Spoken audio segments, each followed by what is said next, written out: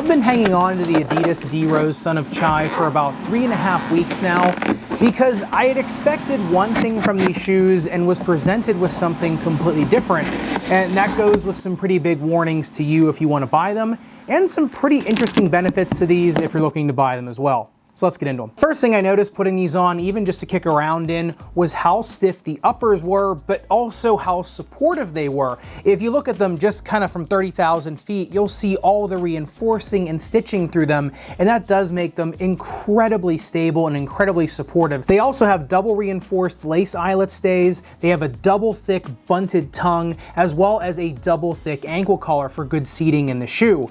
The bad part of that is it took me at least 2.5 weeks to break in the forefoot portion of the upper. Every time I bent my toes, I was getting pain on the top of my foot. And for the first 2 days, I actually rubbed a blister in these, even wearing decent pair of socks. And the reason for that break-in profile is twofold, one of them being the pretty stiff uppers, but another one which we'll get to in a minute. The other issue I found was that the uppers are not that easy to tie down because the laces aren't all that bulky in the shoe. So if you are going to get these to get a better lockdown, you'll want to get a little bit of a thicker and bulkier lace, just because the entry into the ankle collar is so generous. So if you are somebody with a wider ankle, wear an ankle brace, just somebody with a wider heel, these are going to let you slip into them pretty easily and give you pretty good accommodation in that area. But if you are somebody with a narrow heel or ankle, you will find yourself moving around in there pretty good. And on the upper durability test, the Dremel 10 seconds highest grit sandpaper, you can really see what I'm talking about. The Dremel barely makes a bite through the toe drag guard of these,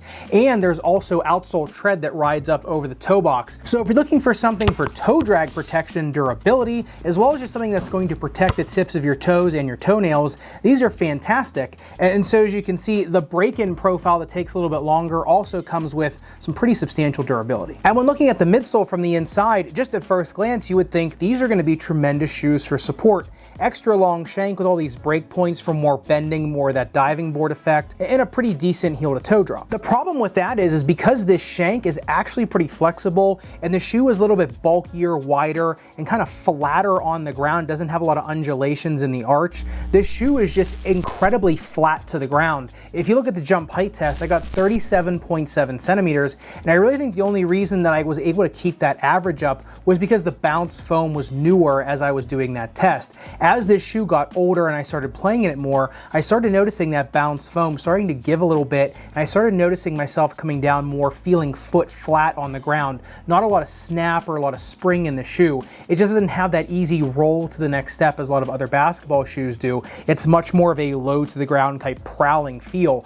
So if you're looking for a shoe for a little bit of a plush ride on court, these just aren't it. It's more of a solid foot to the ground type feel. And that's what brings me to the second reason the uppers had such a difficult time breaking in. And that's because the midsole was just so stiff and kind of board-like underfoot, felt so flat under there. There really wasn't a lot of ergonomic bending with the shoe. And so all of that had to be taken up by the uppers, and the uppers are pretty substantial and reinforced, so they don't want to bend either. So your foot's bending, but the midsole doesn't kind of want to rock and bend with you. And so that gives you that feeling that the shoe is just really stiff in the forefoot and kind of giving you a lot of creasing. And that midsole profile brings me to today's sponsor, which is PowerStep.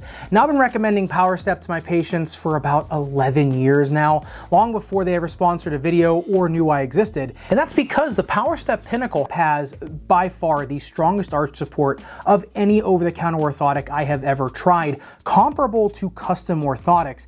And what that does allows them to fit patients with number one, overpronation type pain, or people with underpronation type pain, more shock-inducing type pain. And because they're made to measure, which means they're made to your foot size, you don't have to cut them down. They also have a really broad heel counter as well as heel cup, which seats you nice and deep into the shoe. And so if you want to check out a pair of these for yourself, click the link in the description below and enter FootDrZach15 at checkout for 15% off your purchase. That's FootDrZach15. And getting into the Outsole Tread, this is actually my favorite part of these shoes because it is a multi-directional, really chunky herringbone pattern with a lot of break points here for easy bending of the shoe because it is so substantial of a shoe. It also is rock solid to durability. If you look at the outsole durability test, the Dremel 10 seconds highest grit sandpaper, really not a millimeter of damage on these even, and the durometer comes in at 13.2. So a really solid hard rubber compound on the bottom, which is actually still really flat and continuous, so you get a lot of ground feel on them, plus enough break points in that rubber to give you at least a little bit of easier rolling from step to step. And with that rugged tread profile, it's no surprise 14.61 seconds on the shuttle test. This really aggressive herringbone pattern just allows you to grab the court, especially on hard, fast turns. And because the uppers are so supportive and so stiff, they really lock your foot in, as well as that outrigger heel counter just gives you so much push from turns. So even though the shoe is a little bit stiffer underfoot, not as much feel or straight line speed, you're able to use the benefits of these shoes to get speed, especially when cornering. And so getting into the all-important fit aspect, if you're a narrow or medium foot, I really would try to go down half a size on these to get a 1-to-1 fit on these. If you are a really narrow foot, you might have a hard time breaking these in because your foot isn't filling up the uppers. So for narrow feet, maybe just look somewhere else. A wide foot can just go true to size of 2Es, fine in your true size. Medium, I think if you wear a bulky sock in these, you'll be okay, but just get ready for an extended break-in. Now, a neutral or high arch or a flat foot can fit these well, but you just should augment them with an insert. Somebody with a wider kind of tailor's bunion or bunion in these shoes probably can break these in better than somebody with a narrow foot, which is kind of an interesting fit profile on these. However, just any type of shock-inducing injury or any type of shock-inducing pain that you have, you're gonna wanna augment these because they're just not made for that. Now, in terms of playability of the Son of Chai 2, honestly, these things are flat as a board. If you look at me, I'm sweating like crazy.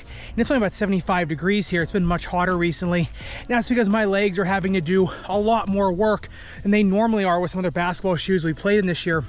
They just don't have a lot of support. However, they are so low to the ground and stable feeling. So if you're somebody that is an ankle sprainer looking to make really hard pivots and cuts, especially in the paint, these things are going to do really well. The uppers are also super containing. So if you're somebody that's getting into kind of a lot of hand-to-hand combat, a lot of foot-to-foot combat, I guess you could say, these are really going to give you a lot of stability and security. Just don't expect a lot of jump force after they break in, because that balance is going to break down a little bit. And there's not a lot of curvature to the midsole, not a lot to give you a launch out of these. They are incredibly gripping on outdoor and indoor courts, but they also give a little bit because that tread depth isn't too deep, and they bend there in the outsole with those break points. So if you're someone that needs kind of just a lot of maybe like ground assault power, these are great. If you're somebody looking for a lot of longevity, and so I think if you're looking for a super rugged basketball shoe, something that's gonna grip well indoors and outdoors, and something you can really throw around and kind of get beat up in, these are gonna be great. But just remember, for long hours on court, you're gonna wanna augment these with something like a PowerStep orthotic. Ironic that PowerStep chose this week to sponsor a video, and just so happened to be a shoe that really could use them, so that was good timing. But I would love to hear your thoughts in the comments down below. If you like the feeling of that kind of board, kind of stiff-like feeling underfoot, let me know in the comments down below. I'd kind of like to see what people are kind of thinking of this type model of shoe.